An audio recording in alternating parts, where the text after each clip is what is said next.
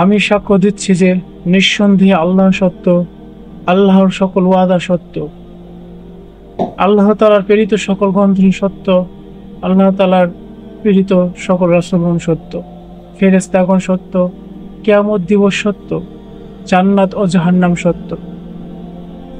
নিঃসন্দেহে সবকিছুই সত্য।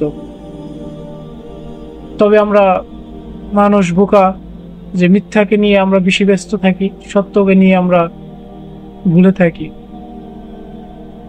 আল্লাহ তাআলার সৃষ্টিতে সবথেকে গুরুত্বপূর্ণ, সবথেকে ইম্পর্টেন্ট যে মাখলুক তা হচ্ছে মানুষ। আর মানুষের মানে আমাদের মানুষের মধ্যে অধিকাংশ মানুষের ক্ষেত্রে সবথেকে কম ইম্পর্টেন্ট, কম গুরুত্বপূর্ণ হচ্ছে আল্লাহ তাআলা ও তার ইবাদত। মানুষের ধর্ম পালনের ক্ষেত্রে আরেকটা বিষয় বলা প্রয়োজনীয় যে অবশ্যই মানুষের জীবনের সব থেকে ইম্পর্টেন্ট জিনিস হচ্ছে ধর্ম। আপনি হয়তো একটা গানের ভিডিও অথবা একটা নায়িকার কি হয়েছে, নায়কের শাকিব খানের কি ভিডিও রিলস বের হয়েছে, কি মুভি বের হবে, এটা নিয়ে যদি কোনো ভিডিও থাকতো অবশ্যই আপনার হয়তো মনোযোগ সহকারে দেখতেন। তবে যদি বিশ্বাস করেন এগুলা, এই ভিডিওটা তার থেকে অনেক অনেক হাজার হাজার লক্ষ লক্ষ কোটি গুণ বেশি ইম্পর্টেন্ট আপনার জন্য, আমাদের জন্য। আর আরেকটা বিষয় আমি আবারও বলে নিতে চাচ্ছি, সেটা হচ্ছে আমার কোনো কথা যদি আল্লাহ তাআলা রাসূলের হুকুমের বিরুদ্ধে যায় তাহলে ওই কথাটা আপনারা অবশ্যই অমান্য করবেন, ওটা ফালাই দিবেন। অবশ্যই আমার কথাগুলো যৌক্তিক দলিল সহকারে এটা বোঝার চেষ্টা করবেন। যদি এটা অ্যাকুরেট হয়, প্রুফ হয়, পিওর হয়, তবে এটা গ্রহণ করবেন। অবশ্যই আল্লাহ রাসূলের সাথে মিল থাকতে হবে। এখন আমাদের লাইফে মেন হচ্ছে যে বিষয়টা ধর্মের দুইটা বিষয়। এক হচ্ছে আল্লাহ তাআলাকে বিশ্বাস করা, তার ইবাদত করা। এই দুইটা যদি আপনি পরিপূর্ণভাবে করতে পারেন তাহলে হচ্ছে আমাদের এই জীবনের উদ্দেশ্যটা হচ্ছে কামিয়াব হবে। শুধু আল্লাহ তাআলাকে বিশ্বাস করলে হবে না, শুধু আল্লাহ তাআলা হুকুম করছিল যেগুলো যে মুসলমানরা পালন করছে দেখে দেখে পালন করলেও হবে না।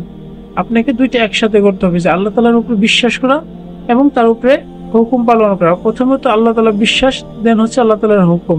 দুইটাই অনেক ইম্পর্টেন্ট। বেশি ইম্পর্টেন্ট হচ্ছে আল্লাহ তাআলাকে বিশ্বাস করা, খালিক সৃষ্টিকর্তাকে বিশ্বাস করা। এখন কেন বললাম বিষয়টা, ইবলিস শয়তান সেও কিন্তু আল্লাহ তাআলাকে বিশ্বাস করত। অনেক কাফের যারা আল্লাহ তাআলাকে বিশ্বাস করতো কিন্তু তারা আল্লাহ তাআলার হুকুমকে অস্বীকার করত। এখন অনেকে বলতে পারেন যে না, তারা তো বিশ্বাস কম তাই হয়তো অস্বীকার করতো। ভাই, ইবলিসের থেকে কাছে আমরা কে গেছি? ইবলিস যতটা আল্লাহ তাআলার কাছে ছিল, সে তো আল্লাহ তাআলাকে বিশ্বাস করতো পরিপূর্ণরূপে, কিন্তু সে আল্লাহ তাআলাকে অস্বীকার করে অহংকারে বসে। তো এরকম সে আল্লাহ তাআলার ইবাদত থেকে বঞ্চিত হয়ে যায় এবং সে কাফের হয়ে তার জন্য জাহান্নাম নির্ধারিত হয়ে যায়। এখন আমাদের জীবনে সব থেকে বেশি ইম্পর্টেন্ট তাহলে বুঝতে পারলাম সেটা হচ্ছে আল্লাহ তাআলাকে বিশ্বাস করা এবং তার ইবাদত করা। এখন প্রত্যেকটা জাতি ধর্ম থেকে তারা ভেবে থাকে যে তারা তার সৃষ্টিকর্তা মানে আল খালিক, আর আমরা ভাবি মানে আমাদের সৃষ্টিকর্তা আল্লাহ তাআলা সৃষ্টিকর্তার নাম। তা আমরা ভেবে থাকি আমাদের যে ইবাদত গুলা সেগুলো হচ্ছে পরিপূর্ণ।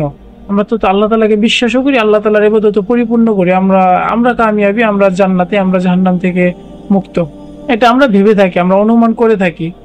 কিন্তু আপনি যদি খেয়াল করেন এই বিষয়, একই বিষয়টা তো প্রত্যেক ধর্মের লোকই ভেবে থাকে যে তারাই এক আল্লাহ সৃষ্টিকর্তাকে বিশ্বাস করতেছে, তারাই সঠিক ইবাদত করতেছে। ইভেন আমাদের ধর্মে যে বিভিন্ন দল তৈরি হয়েছে, তারা প্রত্যেকটা জায়গা থেকে নিজেদেরকে ভেবে নিচ্ছে যে না, আমরাই হচ্ছে প্রকৃত আল্লাহ তাআলার প্রেমী, প্রকৃত আল্লাহ তাআলার বিশ্বাসী, প্রকৃত ইবাদতকারী, আর আমরাই হচ্ছে কামিয়াব। আসলে এই কথাটা কতটুকু যৌক্তিক ও কতটুকু সত্য, এই জিনিসটা বোঝানোর আমি চেষ্টা করব। কারণ একটু ক্লিয়ার করে বুঝলি, আপনি যদি না বুঝেন যে ইবাদত জিনিসটা কি, ইবাদত গুলো কোনগুলো, তাহলে আপনি কিভাবে মানবেন? তাহলে তো অনায়াসে আপনি দেখেছে আল্লাহ তাআলার ইবাদত থেকে বঞ্চিত হয়ে যাবেন। অনায়াসে আমি আল্লাহ তাআলার ইবাদত থেকে বঞ্চিত হয়ে যাবো যদি আমি না জানি যে ইবাদত কি আর আল্লাহ তাআলা কি হুকুম করছিল। আর হচ্ছে আরেকটা বিষয়, সেটা হচ্ছে যে শয়তান কখনোই সরাসরি আল্লাহ তাআলার বিরুদ্ধে এসে আমাদেরকে খারাপ কাজের আহ্বান করবে না। সে কি করবে? আমাদের প্রথমে ভুল ইবাদত করাবে। সে বোঝানোর চেষ্টা করবে যে আমরা সঠিক পথে আছি, আমরা সঠিক ইবাদত করি, যেমনটা প্রত্যেক কাফেরগণ, প্রত্যেক মুশরিকগণ করে থাকে। যে তারা ভাবে যে আমরা পিওর ইবাদতটা করতেছি। আচ্ছা, আগে বুঝি যে ইবাদত জিনিসটা কি। এই জিনিসটাকে আমাদেরকে ক্লিয়ার হতে হবে যে ইবাদত জিনিসটা কি। এই জিনিসটা যদি আমরা ক্লিয়ার হতে পারি তাহলে আমাদের জন্য অনেকটা সহজ হবে সঠিক ইবাদতটা পালন করা, আল্লাহ তাআলার উপর সঠিক বিশ্বাসটা আনা। আচ্ছা, ইবাদত জিনিসটাকে ক্লিয়ার করছি।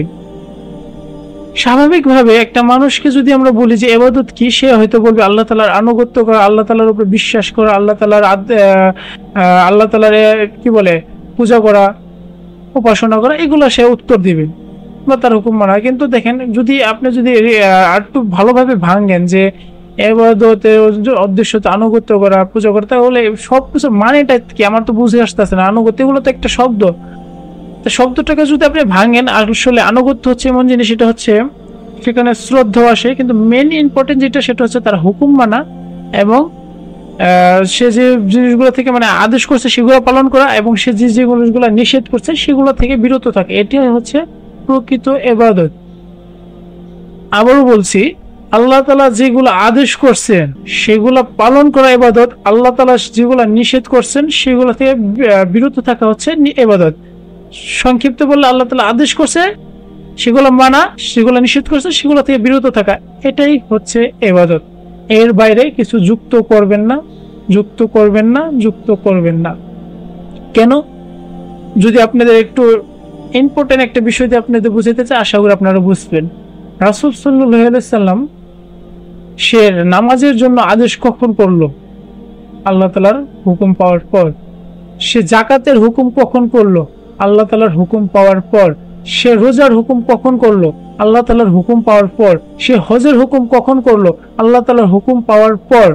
প্রত্যেকটা নেক আমল যখন সে কনফার্ম হয়েছে আল্লাহ তাআলার এগুলো আদেশ, তখনই সে এগুলো মানুষের কাছে আদেশ করে, মানুষের কাছে এগুলো বার্তাগুলো পৌঁছে দেয় যে এগুলো তোমরা মানো। সে কিন্তু কখনো নিজে থেকে একটা আমল যুক্ত করে নাই, সে নিজে থেকে কখনই একটা ইবাদত সে যুক্ত করে নাই, সাহসী পায় না। এখন ভাবেন, রাসূল সাল্লাল্লাহু আলাইহি ওয়াসাল্লাম সৃষ্টি, আল্লাহ তাআলা সৃষ্টির শ্রেষ্ঠ মাখলুক হচ্ছে মানুষ, আর মানুষের মধ্যে শ্রেষ্ঠ মানুষ হচ্ছে হযরত মুহাম্মদ সাল্লাল্লাহু আলাইহি ওয়াসাল্লাম, নবীদেরও নবী, সর্বশ্রেষ্ঠ যে মানব, সর্বশ্রেষ্ঠ যে মাখলুক, তার সাহসে আসলো না, তার ক্ষমতা আসলো না যে সে নিজে থেকে একটা আমল যুক্ত করতে। সেখানে আপনি আমি কি? এখন আপনি ভাবতেছেন যে আমি তো নিজে থেকে আমল করি না, আমি তো একটা হুজুরের কাছ থেকে শুনে আসছি, আমি তো একজন পীরের কাছ থেকে শুনেছি, একজন এর কাছ থেকে শুনে আসছে। ভাই, একটা ধর্ম দেখান যে ধর্ম পণ্ডিত ছাড়া, যে ধর্ম শিক্ষক ছাড়া পরিচালনা হইতেছে। একটা মন্দির দেখান যেখানে পণ্ডিত ছাড়া পরিচালনা হইতেছে। একটা ভুল দল দেখান যেখানে মাওলা বা কি বলে ওলামায়ে কেরাম কিংবা কি বলে হুজুর ছাড়া পরিচালনা হইতেছে। একটা ভুল মাজার শরীফ দেখান যেখানে পীর ছাড়া পরিচালনা হইতেছে। সকলেই তো তার দৃষ্টি থেকে সে তার শিক্ষকের কথা মেনে চলতেছে, কিন্তু তার শিক্ষক যে আসলে প্রকৃত শিক্ষক নাকি তার শিক্ষক আসলে কি আল্লাহ তাআলার ইবাদতের সাথে যুক্ত করতেছে নাকি আল্লাহ তাআলার ইবাদত থেকে বিরত রাখতেছে, কিভাবে বুঝবো? তাই না? এর জন্য হচ্ছে সবথেকে সহজ, সবথেকে কার্যকরী উপায় হচ্ছে সকলে যার যার স্থান থেকে কোরআন শরীফটা বাংলাটা পড়েন, যে আল্লাহ তাআলা যা হুকুম করছে বিশ্লেষণে পড়ে গেলেন, যা হুকুম করছে সরাসরি ওটা বোঝার চেষ্টা করেন। হ্যাঁ, অবশ্যই কোরআন এটা ভাবেন না যে আল্লাহ তাআলা বলতেছে নামাজ পড়ো না। না, অনেকে দাবি করে যে না, কোরআন যদি আমি বাংলা বই বুঝা পড়ি তাহলে তো আমি কি বলে ভুল পথে যাবো। ভাই, ইতিহাসে এরকম কেউ ঘটে নাই যে কোরআন শরীফ পড়ে সে ভুল পথে চলে গেছে। হ্যাঁ, ইতিহাসে এরকম ঘটছে যে কোরআন শরীফ পড়ে মুসলমান হয়েছে, কোরআন শরীফের তেলাওয়াত শুনে মুসলমান হয়েছে। কোনক্ষণেই এরকম তো শুনি না যে কোরআন শরীফের আয়াত শুনে সে কাফের হয়েছে, কোরআন শরীফের আয়াত শুনে সে মুশরিক হয়েছে।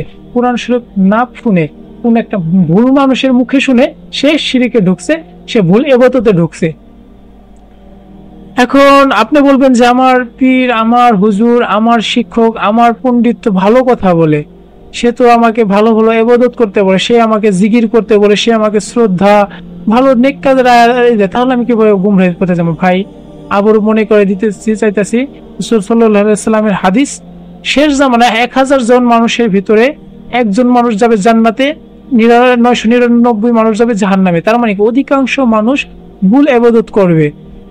হিন্দু বলেন, খ্রিস্টান বলেন, বৌদ্ধ বলেন, প্রত্যেকেই নেক আমল করতেছে, কিন্তু তারা কি সঠিক? রাসূল সাল্লাল্লাহু আলাইহি ওয়াসাল্লাম তো তাদের বিরুদ্ধে ছিল, তার মানে কি তারা অবশ্যই ভুল। এখন একটা ব্যাখ্যা দিয়ে আমি বোঝানোর চেষ্টা করি, বা একটা ছোট গল্পের মাধ্যমে, বা একটা কি বলে, যাই হোক আমি বলি, বোঝার চেষ্টা করুন। একটা গল্প আর কি। উদাহরণ। সেটা হচ্ছে যে ধরেন আমার বাসায় আমি একটা অনুষ্ঠান আয়োজন করলাম, যেখানে বিশেষ বিশেষ মন্ত্রী, এমপি, বড় বড় শিল্প প্রতিষ্ঠানের মালিক, তাদেরকে আমন্ত্রণ করছি তারা দুপুরের লাঞ্চের জন্য, আর খুব ভালো ভালো মানের খাবার খাওয়া। ভুল ক্রমে একটা আমন্ত্রণ বার্তা এমন একটা মানুষের কাছে চলে যায় যাকে আমি নিকৃষ্ট ভাবে দেখি, যাকে আমি পছন্দ করি না, যার বিরুদ্ধে, যার ভালো খাইতে পড়তে আমি দেখতে পারি না, আমার সহ্য হয় না, এরকম একটা মানুষের কাছে চলে গেছে। কিন্তু সরাসরি আমি তাকে অপমান বা করি না, কিন্তু মনে মনে তাকে ঘৃণা করি, খুব দরিদ্র লোক।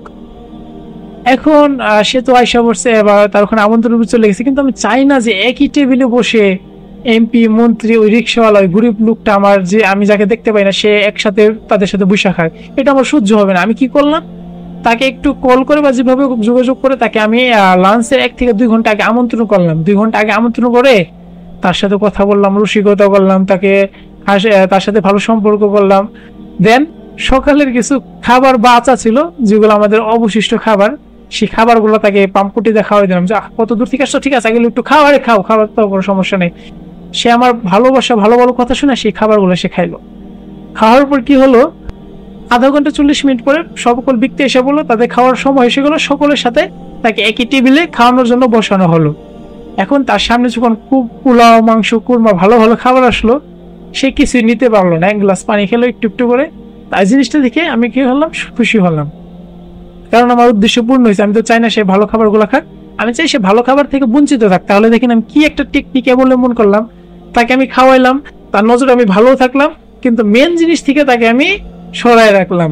ঠিক একইভাবে শয়তান, কাফের লোক, যারা আমাদেরকে ক্ষতি চায়, যারা চায় যে আমরা আল্লাহ তাআলার সৃষ্টি ইবাদত থেকে আমরা দূরে থাকি, তারা কি করবে, আমাদের সাথে ভালো সম্পর্ক করবে, তারা কি করবে, আমাদেরকে ভালো ভালো কাজের আদেশ দিবে। কিন্তু মেন মেন আদেশ যা আল্লাহ তাআলা আমাদের কাছে বলছে যে এগুলো হচ্ছে ইবাদতের মেন অংশ, এগুলো বাধ্যতামূলক, এগুলো ফরজ, এগুলো তোমাদের মানতে হবে, সে কি করবে, ওগুলা থেকে আমাদেরকে বঞ্চিত করবে, ওগুলো থেকে বাদ দিবে। সে আমাদেরকে অন্য একটা ভালো ইবাদতের কথা বলে অন্য একটা কাজে ব্যস্ত রাখবে।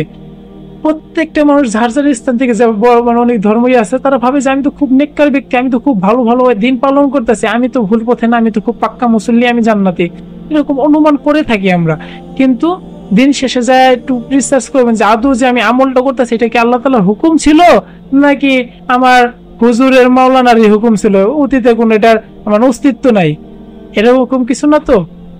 কারণ এটা হচ্ছে এটা বাংলাদেশ হিউজ পরিমাণে হচ্ছে। আমি মনে ভিডিওতে বলছি কিনা জানি না, কিন্তু আবার বলতে চাইতেছি, সেটা হচ্ছে মনে করে দিতে চাইতেছে, সেটা হচ্ছে প্রত্যেক নবী রাসূলগণের মাঝখানে যে গ্যাপটা ছিল 100 বছর, 200 বছর, 500 বছর, ইভেন ঈসা আলাইহিস সালাম থেকে হযরত মুহাম্মদ সাল্লাল্লাহু আলাইহি ওয়াসাল্লামের যে গ্যাপটা, এই গ্যাপটাও ছিল 400 বছরের মতন, 400 450 বছরের মতন। কিন্তু রাসূল সাল্লাল্লাহু আলাইহি ওয়াসাল্লাম থেকে আজ পর্যন্ত গ্যাপটা হচ্ছে 1500 বছর। এরকম গ্যাপ হয়তো ইতিহাসে কখনো নবীর থেকে মানুষের মধ্যে হয় নাই। তাহলে তাদের এই 100-200 বছরের গ্যাপে যদি এত শিরিক, এত ভুল ভ্রান্তি, এত ভুলে এবাদত ঢুকে যায়, তাহলে 1450 বছরের ভিতরে কিরকম পর্যায়ে এবাদত সারা ঢুকতে পারে। আবারও বলছি যে প্রত্যেক ধর্ম পালন লোকই ভাবতেছে সে নেক কাজ করতেছে, সে সৃষ্টিকর্তার ইবাদত করতেছে, কিন্তু না, সে সৃষ্টিকর্তার আদেশ চলতেছে না, সে সৃষ্টিকর্তার নিষেধ পথে চলতেছে, ভুল শিক্ষকের কারণে, ভুল চিন্তা ভাবনার কারণে। আর আরেকটা বিষয় কি, আল্লাহ তাআলা পীর হয়তো সকলের শান্তি একদম বাইট নিতে দেয়, কিন্তু সকলের সাথে বিবেকটা দিছে, বিবেক দিয়ে সকলে বিচার করবেন। ইভেন আমার কথাগুলো মানার আগে অবশ্যই চিন্তা ভাবনা করবেন যে কতটুকু যৌক্তিক, কতটুকু সত্য। অবশ্যই আল্লাহ তাআলা আদেশ যেগুলো, এগুলোই হচ্ছে ইবাদত, যেগুলো নিষেধ এগুলো থেকে বিরত থেকে হচ্ছে ইবাদত। এর বাইরে কিছু করতে চান না, এর বাইরে রাসূল সাল্লাল্লাহু আলাইহি ওয়াসাল্লাম কেন কোনো নবীগণই করার সাহস পাননি। অতএব আপনি আমি কে? কখনোই একজন বললো আর মানবেন এরকমটা হবেন না। ধরেন আমি বিদেশ যাব, বাইরে যাব স্টুডেন্ট ভিসায়, একজন দালাল বললো আর আমি কি দিয়ে দিব?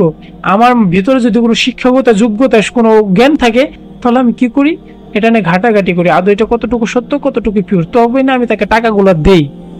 তাহলে দেখেন ভাই, এই কাজের জন্য যদি এত আপনি সিরিয়াস হই, এই কাজের জন্য যদি আমি এত সিরিয়াস হই, তাহলে আমাদের সৃষ্টির উদ্দেশ্য, আমাদের মেন যে কাজটা, মেন যে বিষয়টা, তাহলে ওটার উপর কতটুকু সিরিয়াস হওয়াটা প্রয়োজন একবার কি ভাবছেন? আমরা একজন বললো, একজন হুজুর এসে বললো, একজন মাওলানা এসে বললো, আর আমরা পালন করলাম। এখন আপনি তো বললেন যে আমার পীর তো করতে পারেন না। ভাই এমন একটা ধর্ম দেখান যেখানে সাধারণ মানুষ পালন করতেছে। প্রত্যেকটা মন্দিরে কিন্তু থাকে পণ্ডিত, প্রত্যেকটা মসজিদে থাকে কিন্তু হুজুর, প্রত্যেকটা কি বলে মানে শিরক করার স্থানে, ভুল স্থানে কিন্তু একজন গুরু থাকেই, ঠিক আছে। কিন্তু সে তার কথা, সে কিন্তু ভালো কথাই বলতেছে। কোনো পীর উলিয়া চুরি করার জন্য আদেশ করে না, ঘুষ খাওয়ার জন্য আদেশ করে না, ঠিক আছে।